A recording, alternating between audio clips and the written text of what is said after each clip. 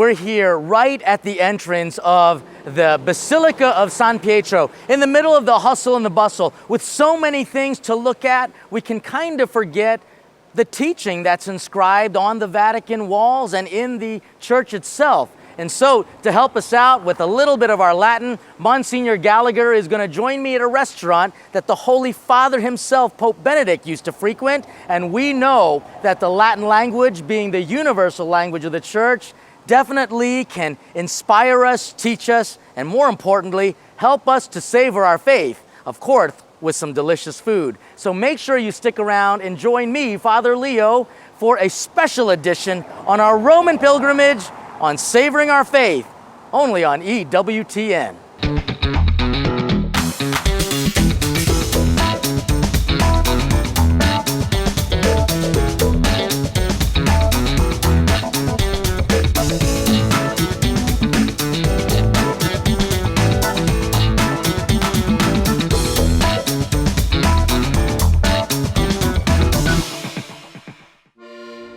So we are actually on one of the hills here in Rome, the Janiculum Hill, and you can actually see that it is a hill because from up here, you've got a beautiful view of the city with all of these famous monuments and also a ton of steeples to represent that Christ is certainly with us. And in the history of Rome, we are actually right at the park where Giuseppe Garibaldi has a monument dedicated to him. He is the unifier of Rome. At one point, all of Italy was under 7 kings, and he brought it all together in one country. You know, similar even for our faith. Even though we're in different countries, there is something that unifies us, and that is the Latin language. And another thing that unifies us, it's food.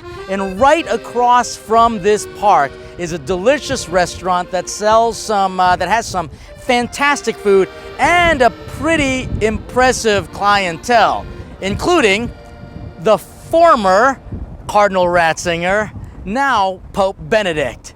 So up here at this beautiful park where families come together, what better way to celebrate a day of unity under this statue of a unifier, under a city that is now one because of him, and of course with all these cupolas, with a faith that brings us all together.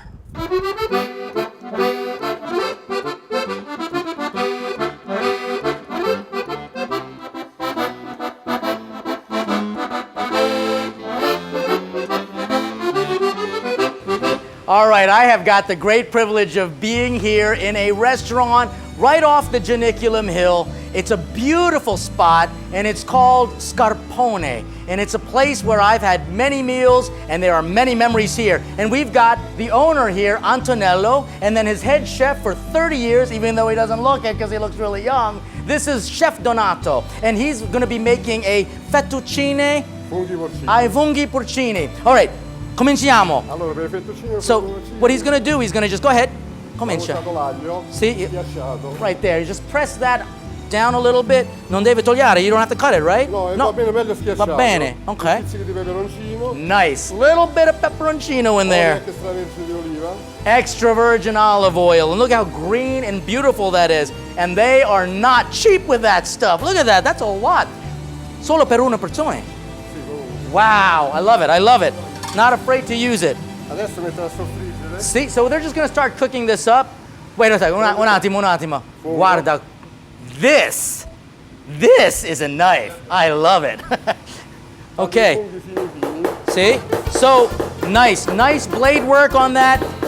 Hai studiato la cucina dove? Sì, a Melfi, Potenza. Okay, so he studied culinary arts in Potenza. And look at that, that's beautiful. Just one big porcini. And so what he's gonna do is just heat that up. And I've got a question for, there are so many people that eat at this restaurant, but there's one person in particular who has eaten here, and we all know who he is. Papa Benedetto ha mangiato qui quando lui è stato cardinale, vero? Okay, so I'm just gonna ask him a few questions about what it was like.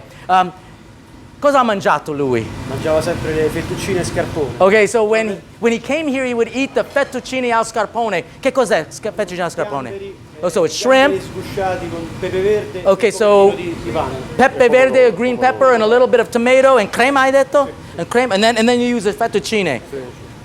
And lui ha mangiato, ha buon appetito lui? Mangiava poco. See, it was amazing because he looks like such a simple man, but he can eat, which is a good thing.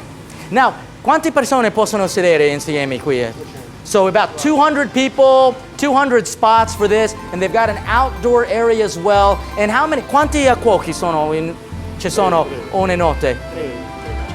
Amazing. For about 200 people, there are only about 3 chefs here. Oh, I did. Oh, good. Look. So when the oil is done, he's going to put in the perfume of this is absolutely delectable. I mean, there's a strength to this. Nice little toss. Absolutely love it. Just to be able to do that, I love doing that. So he's going to add some salt to it, and they're never afraid to add the salt. The prezzemolo, which is the parsley. Look at that. So beautiful. Okay, good. When this is cooking up, they add this. They've already got boiling water here, and it's already già salata, right? So they already put the salt in there, and he's just going to cook it up. And I watch this. Their technique is spectacular. Spectacular. Now, ci sono tanti sacerdoti e le sorelle che mangiano qui anche, vero? There are tons of priests and sisters that eat here. It's a quiet little place, but it is bustling. They also have a great antipasto bar, and they also have a great pizza spot as well. And they only do that in the evening. And I gotta tell you, it is hot in this kitchen, but fa caldo, sì. Yeah, la cucina. This is his penitentia, right? Now, Sono quasi pronto. cosa la tua Sono pronto. la ispirazione per la cucina? Che c'è qualcosa che ti ispira per cucinare? Tua madre, padre? I love it. Did you see what he just did? He just put in a little bit of that boiling water, which has some starch in it, and that's going to actually help make it cremoso without any cream. That is some good cooking. It was certainly a great privilege having had the chance to study at the North American College in Rome, because I had a chance to meet so many great people, and we really became brothers. And we became brothers because we knew we were sons of the church. And having lived so close to the Holy Father on the Janiculum Hill and him on the Vatican Hill, I grew with a great devotion, a respect for the office, and even a son's love for a spiritual father who we call Il Papa, our Pope. We're here in Scarpone. Scarpone è il soprannome che Garibaldi ha messo al nonno di mia madre. Okay, so this is kind of like a name that they gave to his mother's grandfather. Okay, Aveva Garibaldi is the name of his. un piede grande, quindi con le Okay, scarpe diventava okay, più grande. so we had big feet. So scarpe is shoe and big feet. Con le scarpe della campagna diventavano ancora più grandi. Okay, so if you know, like feet for people who are like the countrymen who are out in the country, they got big feet, you know? So it's that's what this means. So when you come here, you're eating in a big shoe, all right? Whoa, this is so beautiful right now. Look at this, it's absolutely creamy, even though there's no cream in it, just coming from the starch. This is perfect, because when the pasta is cooked al dente, right? So it's not mushy. And he's gonna just start mixing it all up. This is absolutely delicious smelling. And right now, it's done. Fatto. Semplice, pero buonissimo. And he's gonna, oh, I love this. I would use tongs because I am not a master of the forchetta here. But watch what he's gonna be able to do. He's gonna be able to serve up 2 portions out of this one. Beautiful. Look, I don't know how to do that. I just can't. That's like chopsticks to me. That is amazing. Look at that. I've got my big knife and my fork, all right? And then we're gonna put a little bit of this on here.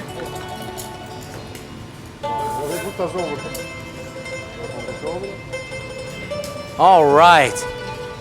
This is an amazing opportunity for me to be able to come into the kitchen of a restaurant where I've eaten a lot. So he's gonna add just a little bit more parsley to end it all, finish it. Voila. Masterpiece, really. So God bless this food. God bless all of you, huh? Bravi. Benedizione. It's a good thing. And we're just gonna give it a try. First of all, the funghi porcini, it's got such a beautiful perfume, a smell to it, a perfume to it. Okay, yeah, poi dai, già benedetto, comunque, here we go. Se pasta benedetto.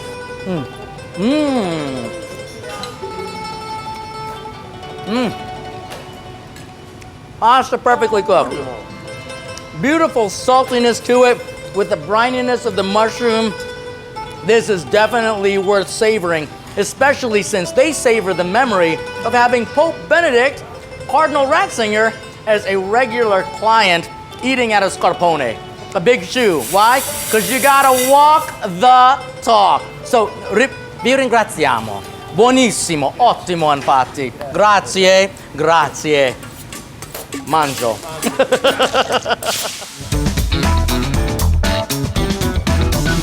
I'll admit, an American with Filipino background coming to Rome, it was very difficult. But at one point, even though I was homesick, I had to jump right into it and do as the Romans do. And eventually I not only learned about it, I learned to love it. And I think that's true with faith. There are so many people that kind of dance around the issues. If you really want to understand the treasures of our Catholic faith, jump right into it and do what Catholics do.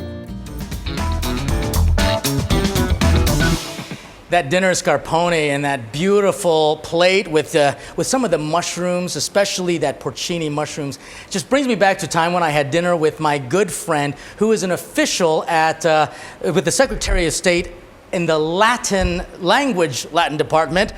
Boy, you can tell that English is even hard for me. Msgr Gallagher, who we went to school together. We did. And we also went to seminary together. We studied together. We prayed together. And I got to tell you, this is a perfect dish because we're going to be using a particular type of funghi. And that means mushroom. And you know, like a fun guy is a mushroom. And he's a fun guy.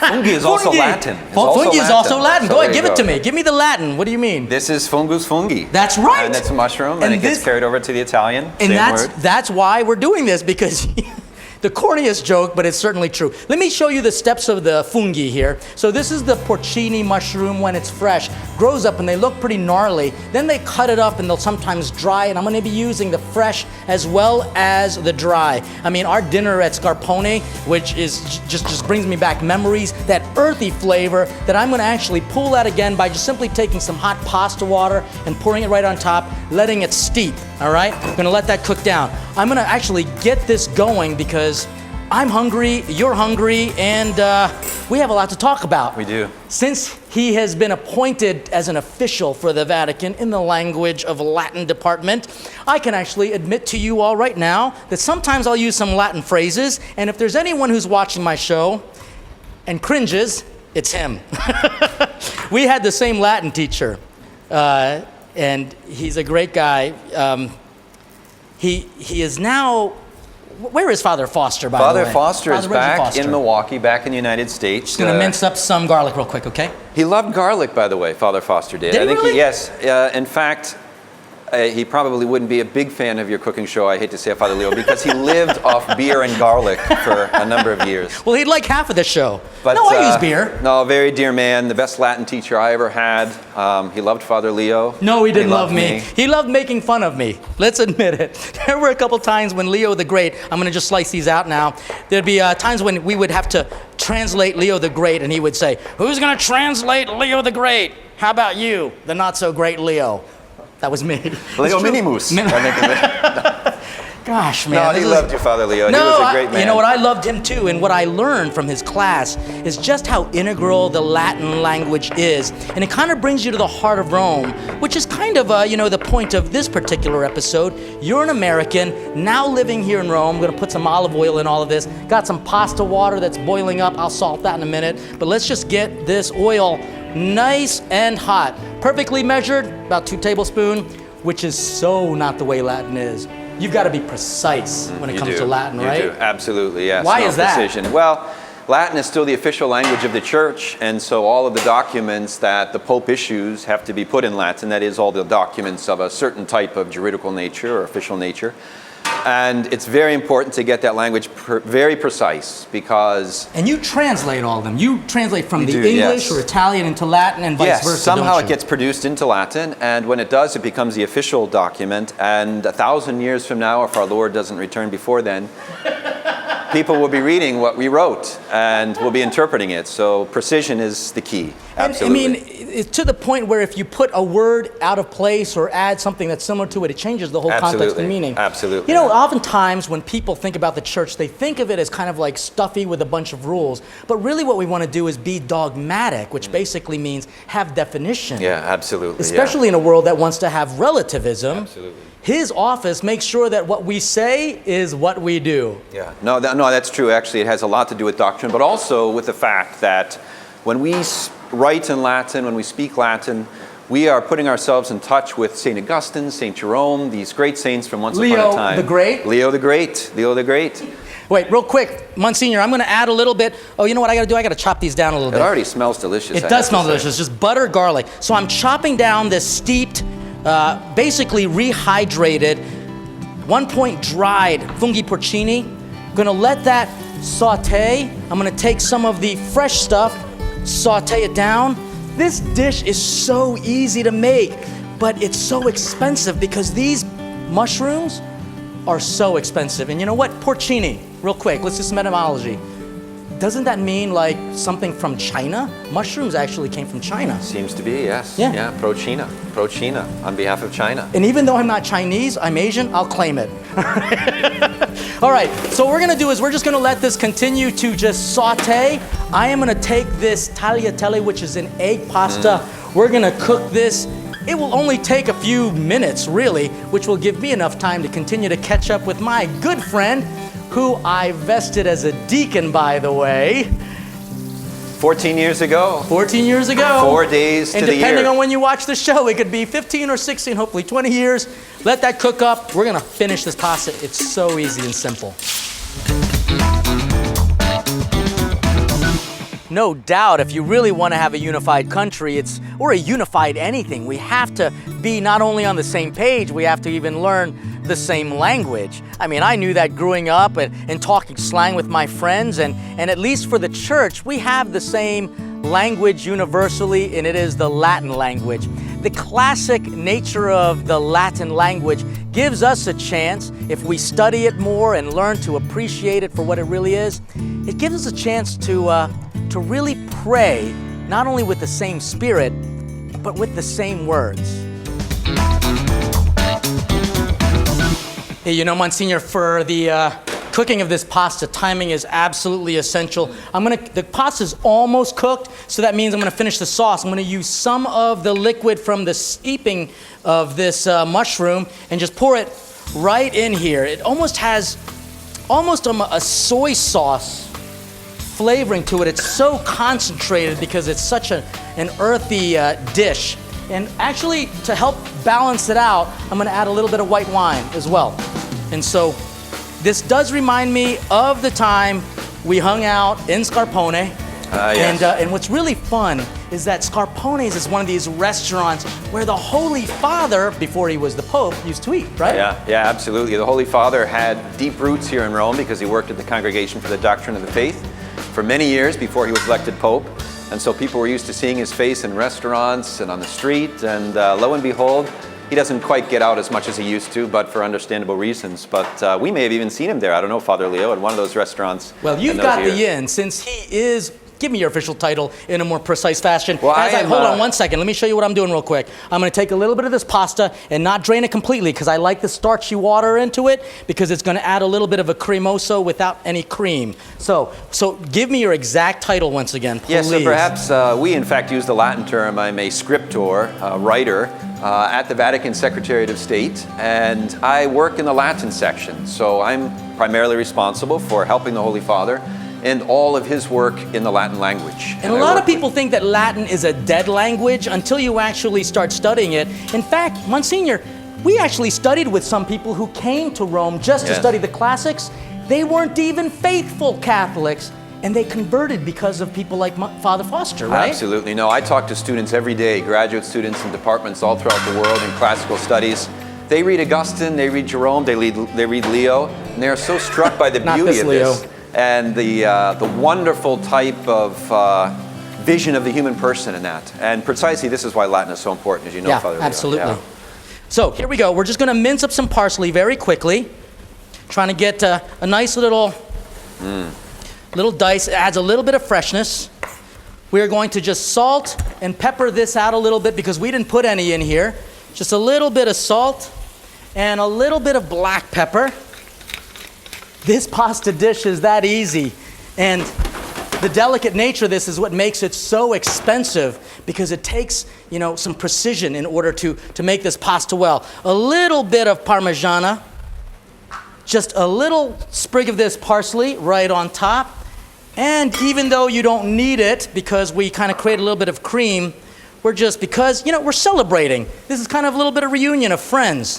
Just a little bit of butter, just a little bit. Real butter. Right into real butter, exactly. Let that cook together as I also prep out next a real simple salad. One that is so Roman. As soon as I eat it, I always get reminded of being back here. It can't get any simpler. It's just a caprese salad, all right? So take some vine-ripe cherry tomatoes, and we're just going to slice them as such. We're going to take some of the fresh basil there. I can smell that too. Who was another Saint Basil. There you are, Basilius. Saint Basil. See? Yeah, It's all Latin. that's right. And Monsignor, I honestly think that if people developed an appreciation for Latin, we would treat each other a little bit better because we would know what we're really saying. No, I agree. I agree. And we actually understand, these great thoughts of Cicero and of Virgil that do make us more human. And this is why I am committed to passing on the language, because somehow the early Christians found the Latin language to express so much of what it means to be a human being and to search for the truth. And absolutely, that humanitas is a wonderful thing about learning the language. And that's where we get the understanding of humanities courses always being more cultural. That's and right, it brings yeah. you back to kind Yeah. of the roots of it all. Yeah. I love etymologies, and one of the greatest etymologies we have is the understanding of the Eucharist as food, but really it means Thanksgiving. And so here's what we're going to do. Just make a little chiffonade of this basil. Sprinkle it right on top. You can't get any more simpler than this, folks. You really can't. So just a nice chiffonade of the basil here. It's going to be placed just ever so delicately right on top. It's going to get seasoned up with some salt, some pepper, and even a little bit of olive oil. In America, you might even have some people actually squeeze either a lemon or perhaps even some balsamic vinegar. What's always struck me about this salad, Father Leo, is the colors. The presentation is always fantastic with those colors. The colors of the Italian flag. There It's you go. the Italian flag, exactly. But they're so crisp and sharp. It's wonderful. And it's super fresh. So here's what we're going to do. We're going to plate this up, and we're going to see if this will bring you back to a time when we hung out all together. And I just got to find my tongs. Here we go. Now, did I need this big pan? No. No, but I'm going to have to wash it, so I'm not entirely happy with that. That's what friends are for. And what's really beautiful is, again, I mentioned that I actually, get him a new plate now, I vested him as a deacon. I did, because I was a deacon ahead of him about a few months. And a deacon means someone who serves the other, right? That's right. Greek, though. Yes. So if it's not Greek, then it's diakonia. That's diakonia, right. and it means basically servant, right? That's right, and it gets adopted into Latin. This is an important thing about Latin language. Christian Latinity, it adopted a lot of Greek and Hebrew terms because of the importance of what they designated, what they signified. And I remember that day very well, Father Leo. I have to say, Father Leo recited the prayers of vesting a deacon perfectly in Latin. And I say it as a friend because it meant so much to me. He worked so hard on doing that. I did. And to this day, I'll never forget it. It was a special day, 14 years ago. And as much of an honor it was for me, it was my responsibility. That's what we're supposed to do. A good friend is a sturdy shelter. He who finds one finds a treasure. Indeed. And that's what we have here. Whenever I eat a meal like this, I literally am brought back to the time that we had at that restaurant, just really serving each other, not just with food, but with friendship. And I just know that what we need to do is take some moments in our day, remember our friends, and come back to the heart of the matter. And what we're going to do is we're going to bless this, and I certainly am going to find some. You know how they did it in like the ancient history of the Italian food? They would actually eat it with their fingers. They would eat the pasta. We're going to do that today? We're going to do it today. That would save some washing. I got that pan to do, I'm telling you. We can leave the silverware go. Hands-on food. But in case you don't want to, we also have forks here. Or we could use chopsticks, since these are mushrooms from China. Porcini. Absolutely. So you can't get any simpler, folks. We've got some fresh tomatoes, mozzarella cheese, some basil, olive oil, salt, pepper. That's all you need. Same thing with this, just some mushrooms, some deliciousness, a little bit of butter, and then making sure that the pasta is nice and hot. Bless this food, bless our friendship. Why don't you go ahead and do it in Latin? Yeah, benedict nos Domine et haec tua dona, quae de tui lagitate sumus sumpturi per Christum Dominum nostrum. Amen. Amen. And then you say in Latin, sapiat. Buon appetito. Sapiat, buon appetito. Sapiat. Sapiat. Or we just say, this is darn good food. Hey, and if you want to learn more about all of these recipes and maybe even a few little Latin things, you've got to go to EWTN.com. Or hopefully we're going to get Monsignor to do more Latin for us too, huh? Let me see how it tastes. Go ahead and don't lie. Carries my soul to Scarpone. Immediately it does. It's delicious, Father Leo. I'm so glad you enjoy it. Complimenti. Is that Latin? That's Italian. No, gratulaciones. And what do It's you say in Latin. Latin back? Grazie, TB? Perfect. He hasn't lost anything. The touch is still there. You know, unity is one of those things that make our faith so great. And if there are some things that are hallmark to unity, it is obviously the language that we use, including the Latin language, and also the meal that we share together, which truly makes us one. So, for this very special episode of Savoring Our Faith here on EWTN, my name is Father Leo Paddlinghug, and I will see you next time.